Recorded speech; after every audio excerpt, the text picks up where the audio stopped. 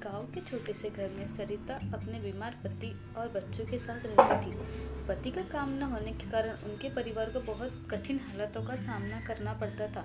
सरिता गांव में लोगों के घर काम करने जाती थी, उस पर ही उनका गुजर बसर चल रहा था। एक दिन सरिता को पैसों की बहुत ज़रूरत थी।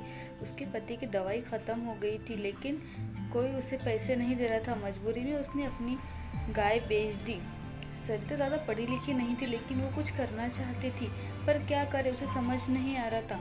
सुबह सरिता अपने घर के काम में करती है, बच्चों के लिए खाना बनाती है, फिर लोगों के घर जाकर काम करती है और रात में फिर अपने घर का खाना बनाती है। ऐसे ही उसकी दिनचर्या हो गई थी।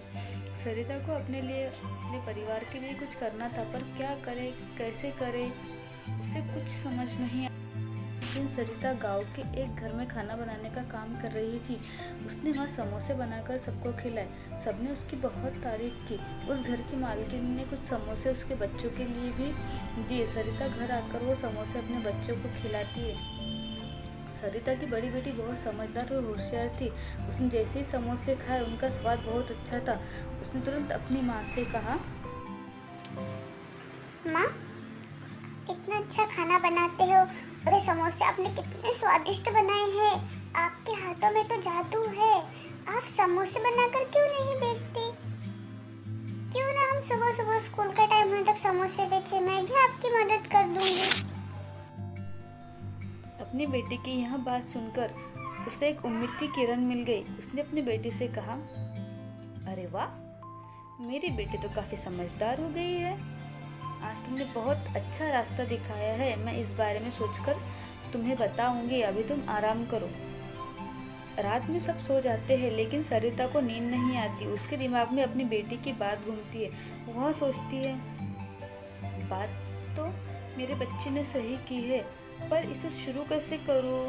पैसे चाहिए, फिर अच्छी जगह ढूंढनी पड़ेंगी जहाँ जल्दी ग्राहक आए। इसमें काफ़ी मेहनत है। इन सब बातें सोचते सोचते उसकी आँख लग जाती है। अगली सुबह उसके लिए बहुत खास थी, क्योंकि अब उसे मकसद मिल गया था।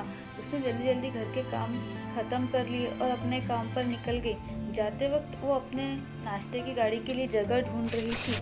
तभी उसे एक जगह मिल जाती है। उसके घर के कुछ ही दूरी पर एक किराने की दुकान थी, जहाँ गांव के सभी लोग राशन लेने आते थे। उसने सोचा, अगर इस दुकान के पास मेरे समोसे की दुकान लग जाए तो अच्छे ग्राहक मिल जाएंगे। क्यों लोगों को राशन लेने मेरे दुकान के पास से ही गुजरना होगा। जाते वक्त लोग घर के लिए मेरे समोसे ज़रूर खरीदेंगे। ये सोचकर दुकानदार के पास जाती है और दुकानदार से बोलती है, भैया, क्या मैं आपके बाजू वाली जगह में समोसे की रेडी लगा सकती हूँ? बहुत मुश्किल हालात है मेरे घर के। आपको तो पता ही है ना मेरे पति की बीमारी के बारे में।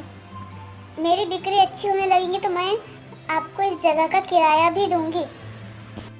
सरिता की बातें सुनकर दुकानदार को दया आ जाती है और वो उससे कहता है, ठीक है, लगा लो, लेकिन कुछ दिन तक ही मुफ्त में लगाने दूंगा, फिर नहीं। फिर तुम्हें इसका किराया देना होगा। उसकी बातें सुनकर सरिता बहुत खुश हो जाती है। जगह का तो इंतज़ाम मैंने कर लिया है, अब सामग्री और रेडी का इंतज़ाम करना होगा। सारा दिन काम करने के बाद शाम को सरिता घर की ओर लौटती है।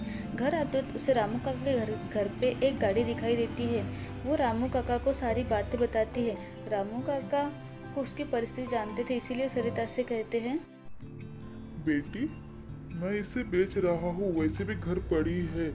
इसे ग्राहक की तलाश कर रहा था। तुम्हें अगर चाहिए तो तुम ले लो, मुझे पैसे कुछ दिन में दे देना। सरिता रामू काका का धन्यवाद देकर वो गाड़ी अपने घर ले आती है। गाड़ी को देखकर उसके बच्चे पूछते हैं, माँ, आप ये क्यों लाई? वो बच्चों को सारी बात बताती है। सारा इंतजाम हो गया, अब समोसे की सामग्री बाकी है। फिर उसके पति कहते हैं, तुम बंसारी की दुकान से उधार पर सामग्री ले आओ। धनिया तो मैंने घर के पीछे ढेर सारा उगाया है। आलू तुम कल सब्जी वाले से खरीद लेना। लेकिन उसे तो पैसे देने होंगे और मेरे पास तो पैसे ही नहीं हैं।